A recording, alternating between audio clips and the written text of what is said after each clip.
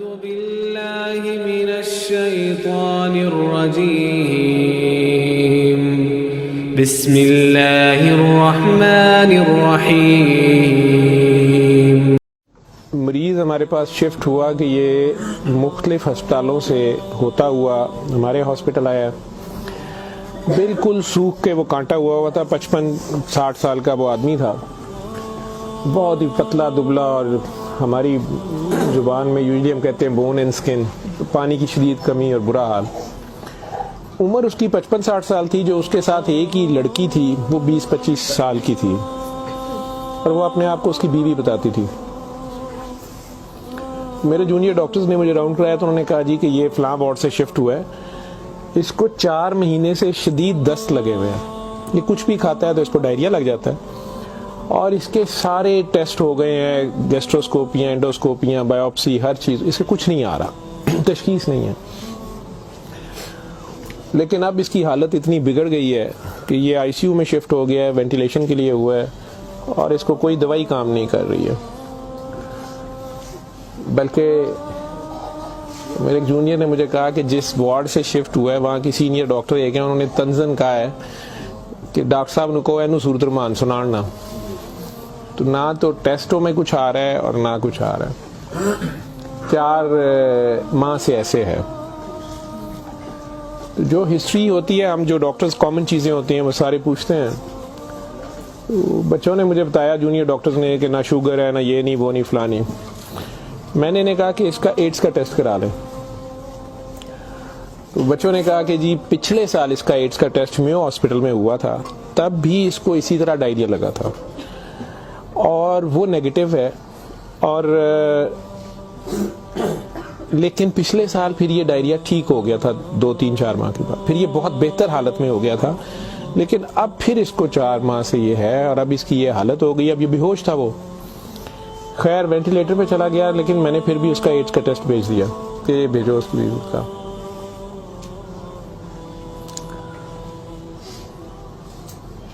سورہ رحمان ہمارے آئی سی یو میں ویسے ہی لگتی ہے, صبح دوپہر شام, کئی بار مس ہو جائے, دن میں کم از کم ایک بار ضرور لگ جاتی ہے. کوئی نہ کوئی ڈاکٹر نرس ڈیوٹی اپنی سمجھ کے اس کو لگا دیتے ہیں. وہ بھی لگ رہی تھی, سارے پیشنٹس تھے. جہاں تک جتنی میری یادداشت ساتھ دیتی ہے کہ تیسرا دن تھا تو میری جونیئر ڈاکٹر کا مجھے فون آیا, بڑا پینکی. اس نے کہا کہ سر یہ پیشنٹ جو ہے اس کی حالت تو خراب ہی ہے, ویسے ہی ہے, بہتر نہیں ہو رہا یہ والا پیشنٹ, اس پہ اچانک ایک چینج آئی ہے کہ یہ سورہ رحمان جب بھی لگتی ہے, میں نے نوٹ کیا ہے, لیکن نرسز صبح سے بتا رہے تھے, لیکن میں نے یہ نوٹ کیا اب کہ جب بھی لگتی ہے اس کے ناک منہ سے, ویسے اس کے پائپ ڈالا ہوا تھا, پھیپھڑے, ہم سانس اس کو مشین, سانس والی مشین سے جو ہے نا وہ اس کے لیے پائپ ڈالا ہوا تھا, ناک میں بھی ایک نالی تھی میدے کے لیے, بے ہوش تھا. اس نے کہا جی اس کے ناک میں سے سنڈیاں ابلنا شروع ہو جاتی ہیں باہر کو, اور نرسز اس کے اوپر ڈیوٹی کرنے سے تنگ ہو رہے ہیں. تو اب سکر ایک مشین ہوتی ہے جس سے ہم مریض کے اندر سے ایک بلغم نکالتے ہیں جو نیگیٹو پریشر سے سک کرتی ہے. سر اس کو ہم سک کرتے ہیں, لیکن یہ نہیں سمجھ آ رہی کہ یہ کہاں سے آ رہے ہیں. میں نے کہا اس کے میدے سے کھینچ کے دیکھیں, انہوں نے کہا جی ادھر سے نہیں آ رہے. میں کہ ان کی سانس والی نالی سے آ رہے ہیں, کہ اس میں سے بھی نہیں آ رہے. لیکن جب سورہ رحمان بند کرتے ہیں یہ ختم ہو جاتے ہیں, یہ باہر نظر نہیں آتے. یہاں ہماری ہڈیوں میں خالی جگہ ہوتی ہے, انہیں ہم سائنس بولتے ہیں ڈاکٹرز. میں نے کہا یار پھر اس کے یہ سائنس سے آ رہے ہیں, اور میڈیکلی ہم اسے میگٹس انہیں کہتے ہیں. ہم شوگر کا مریض بچڑا آخری سٹیج پہ, کئی بار اس کے زخم بہت خراب ہو جائے تو اس میں کیڑے کئی بار پڑ جاتے ہیں اس طرح. لیکن یہ چیز میں نے نہیں سنی تھی, اور نہ ہی اس کی کوئی, نہ وہ شوگر کا مریض تھا نہ کچھ اور تھا. میں نے ڈاکٹر صاحب سے کہا کہ آپ جو ہے نا اس کا یہ تو اب اینٹی بایوٹکس جا رہی ہیں, سارا کچھ جا رہا ہے, ویسے اس کے ایڈز کے ٹیسٹ کا پتہ کریں وہ کب تک آئے گا. تو مجھے لگ رہا ہے کہ اس کی قوت مدافعت کوئی نہیں ہے, اور یہ کیڑے اس طرح پڑ گئے ہیں, لیکن اس کے علاوہ کوئی اور رشتہ دار اس کا ہے ہی نہیں ہے, اور وہ کوئی چیز لا بھی نہیں رہی. دوائیاں بھی ہم نے خود اپنے فنڈ سے شروع کر لی ہیں. اس کا کرنا کیا ہے؟ اور مسئلہ یہ ہے کہ جس وقت سورہ رحمان لگتی ہے تو یہ کیڑے اس کے اب تو آنکھوں سے بھی کچھ نکلے ہیں, تو اس کے ناک اور منہ سے ابلنا شروع ہو جاتے ہیں. لیکن جب ہم بند کرتے ہیں تھوڑی دیر بعد وہ منہ میں کہیں نظر نہیں آتے. تو ہمارا یہ خیال تھا کہ سورہ رحمان بند کر دیتے ہیں. اس کی بیوی نے بھی کہا کہ یہ تم لوگ پھر بند کرو، پتہ نہیں کیا تم لوگ لگاتے ہو. تو وہ جو ہماری نان مسلم سسٹر تھیں انہوں نے اسے کہا کہ میری بات سنو، مجھے نہیں پتا اسے کیا بیماری ہے، لیکن وہ اسے پریئر کہتی تھی. انہوں نے کہا جب یہ پریئر لگتی ہے نا یہ کیڑے اس کو چھوڑ کے بھاگتے ہیں. ٹھیک ہے، تو میں تو کہتی ہوں اس کو 24 گھنٹے یہی سنائی جاؤ. جب میں نے یہ باتیں سنی تو خیر میں نے کہا کہ اس کی بیوی کو کہو کہ وہ رپورٹ کا یا ہمیں رسید دے دیں، ہم خود اپنے طور پہ پتہ کر لیتے ہیں. تو میرے راؤنڈ کرنے کے بعد وہ بندی خود ہی آ گئی میرے پاس. مجھے نہیں پتا تھا کہ وہی سسٹر نے اس کی بٹھا کے کہیں کاؤنسلنگ کی تھی. اسے انہوں نے کہا کہ اس کو ہمیں شک ہے کہ ایڈز نہ ہو، کہ اس کی قوت مدافعت نہیں ہے، اس طرح کیڑے اس کو پڑ گئے ہیں، کچھ ہو گیا، شاید کمزوری سے ہو گیا، بیماری کی کمی سے ہو گیا. تو یہ اس کا ہم پتہ کرنا چاہ رہے ہیں. ادروائز تو جو دوائیاں ہیں وہ وہی رہنی ہے. کچھ طرح کی اس نے بات کی، کہتی کہ وہ ڈر گئی ہے تھوڑی سی، اور وہ کہتی میں نے بڑے ڈاکٹر صاحب سے کوئی بات کرنی ہے. بہرحال اب مجھے جتنا یاد ہے میں 1 سال بڑی سوچا اس کے اوپر کہ میں اس کو بیان کروں یا نہ کروں لوگوں کے سامنے. اس عورت نے بڑی خوفناک کہانی مجھے سنائی. جب اسے یہ ڈر پڑا نا کہ اس کو ایڈز نہ ہو اور اس کو نہ ایڈز لگ گئی ہو، اب وہ مجھے کہنے لگی ادھر کمرے میں آ کے کہ ڈاکٹر صاحب یہ جو میرا میاں ہے نا یہ اصل میں جادوگر ہے. میں نے کہا آپ نے تو پہلے دن لکھوایا کہ یہ رکشہ چلاتا تھا اور رکشہ ڈرائیور ہے. اس نے کہا جی یہ رکشہ ڈرائیور تو ہے لیکن یہ جادوگر ہے، کالا جادو کرتا ہے، لیکن کرتا قرآن سے تھا. مجھے ہنسی آ گئی. میں نے کہا یہ قرآن سے کالا جادو کیسے ہو سکتا ہے؟ بہرحال ٹو کٹ اٹ شارٹ، اس عورت کی ہمارے وہ ڈاکٹرز نے مجھے، چونکہ وہ ویڈیو میرے پاس وہ صرف پڑی ہے جس میں وہ کیڑے پلیٹ میں ہماری اسے ڈش کہتے ہیں اس میں وہ نکال کے وہ ڈال رہے تھے، تو مجھے انہوں نے بھیجے کہ اس کا کرنا یہ کیا ہے. پہلی رات جب انہوں نے مجھے میسج کیا رات کو واٹس ایپ پہ تو وہ ویڈیو میرے پاس پڑی ہوئی ہے. اور نے مجھے بتایا جی کہ میں خود کسی کی بیوی تھی، اس کی ماں مجھے بڑا تنگ کرتی تھی اور میں چاہتی تھی کہ یہ میرے انڈر آ جائے. مجھے کسی عورت نے دوسری نے بتایا، ہمسائی نے بتایا کہ یہ خامن تمہارا غلام ہو جائے گا، تم اس کے پاس چلی جاؤ.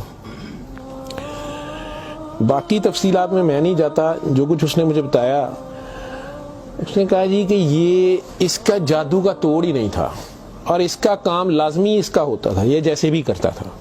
طریقہ کار اس نے کیا کہا جی، اس نے کمرے میں اندر ایک گاؤ تکیہ رکھا ہوتا تھا، اس کے اوپر اس نے وہ جس طرح اسمائلی ہوتا ہے، جو مجھے سمجھ آئی کہ اس نے کوئی بت سا بنایا ہوا تھا، اس کمرے یہ بٹھاتا تھا اور وہ لوگوں کو پہلے تو قرآن شریف بھی پتہ نہیں پڑھنے کو کہتا تھا، کچھ کرتا تھا، پھر ان کی بات سنتا تھا، سارا کرا کے جو مجھے اس کا طریقہ واردات سمجھ آیا یا جو بھی تھا. اس نے کہا جی کہ جو غرض مند ہوتا تھا نا وہ دیوانہ عورتیں بڑی دیوانی ہوتی تھیں، ٹھیک ہے، یا ینگ لڑکے لڑکیاں کہ میری وہاں شادی ہو جائے، وہاں ہو جائے، اولاد ہو جائے. کئی لڑکے آتے تھے.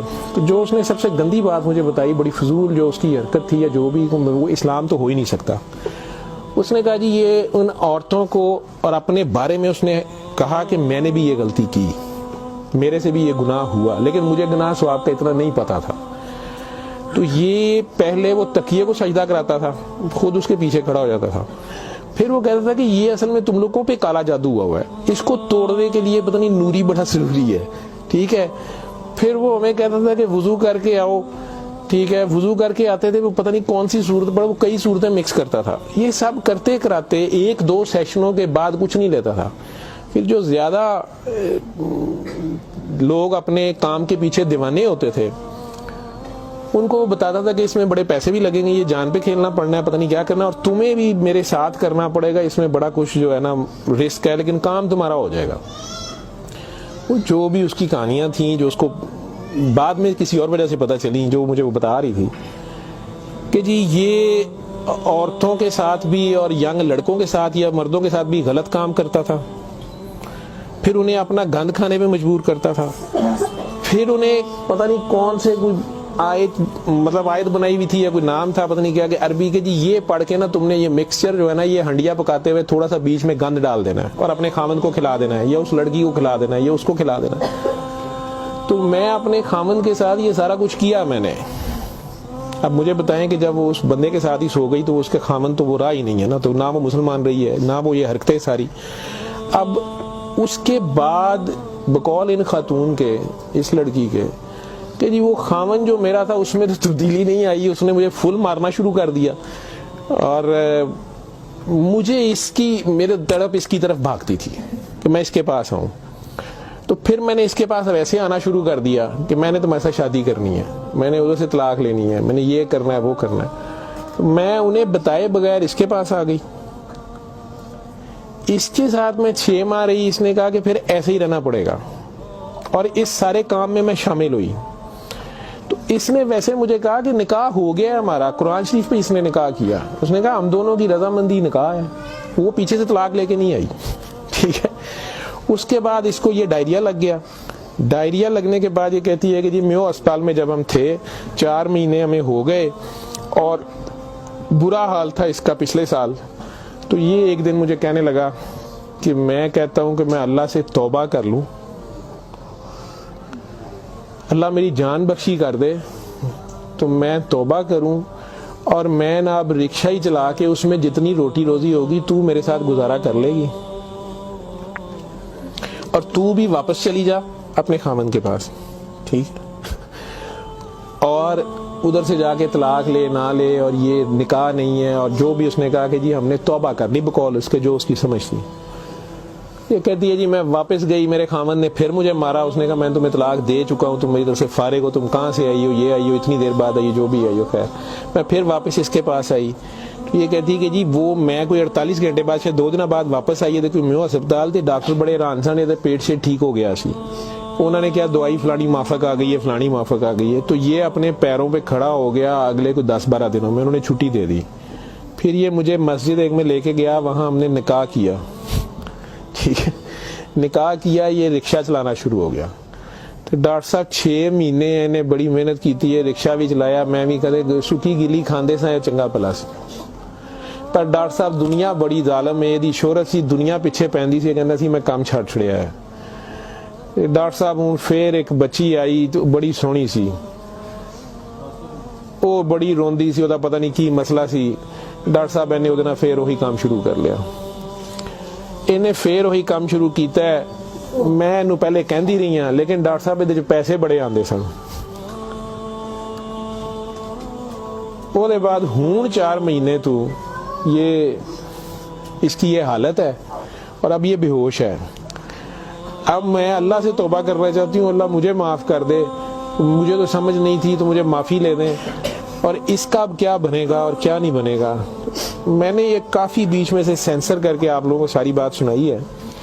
اور مجھے کہتی ہے جو کیڑے اس کے اندر سے نکلتے ہیں یہ کیوں آ رہے ہیں، یہ کہاں سے آ رہے ہیں. میں کہ بی بی یہ میں نے اسے سائنسز وغیرہ سمجھایا. میں کہ یہ اس کے بہت زیادہ خون کی کمی ہے، اس کے اندر جراثیم پڑ گئے ہیں، جو بھی. میں ڈاکٹری تو میں اسے اور کیا میں اسے کہتا.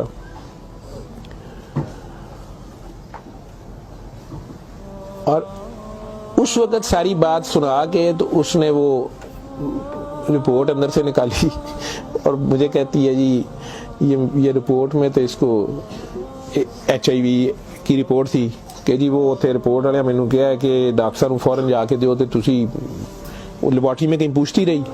تو انہوں نے کہا جی تسی اتھوں جا کے پوچھو. تو میں دسیا میرے خامن دی ہے، مینوں دسو. نے کہا تسی اپنی بھی کراؤ. تو ڈاکٹر صاحب یہ رات دی میرے کول ہے، تو مینوں تو نہیں بیماری ہوئے گی، میں صورت المان سن لا. میں نے کہا جی آپ بھی سنیں، 7 دن سنے، میں آپ کو کیا کہہ سکتا ہوں. 1 دن وہ اور زندہ رہا، بندہ مر گیا. آخر تک اس کے کیڑے وہ آتے رہے اسی طرح. جب بھی وہ سورہ رحمان لگتی تھی وہ ایسے ہوتا تھا جیسے ابلتے تھے باہر کو، ناک سے اس کے. مطلب وہ 1-2 نہیں ہوتے تھے کہ جنہیں آپ پکڑ کے سائڈ پہ کر دیں. میں نے بتایا نا کہ وہ سکر مشین رکھ کے تو اس سے وہ سکر میں ہم سک کرتے تھے اس کو سارا. وہ مشین میں جاتے تھے، لمبی سنیاں اس کی، ناک سے منہ سے. اور آخر میں وہ عورت بھی اس کی ڈیڈ باڈی لینے میں بھی تیار نہیں تھی. نہیں جی یہ میں انہوں کتنے دباں گی، یہ وہ. میں کہ نہیں اب اس کو یہ تو آپ نہیں لے کے جانا، ہم ہاسپٹل سے ہم اور کیا کر سکتے ہیں. اللہ جانے کہ یہ سال پرانی بات ہمارے ہاسپٹل میں رہ کے گیا ہے.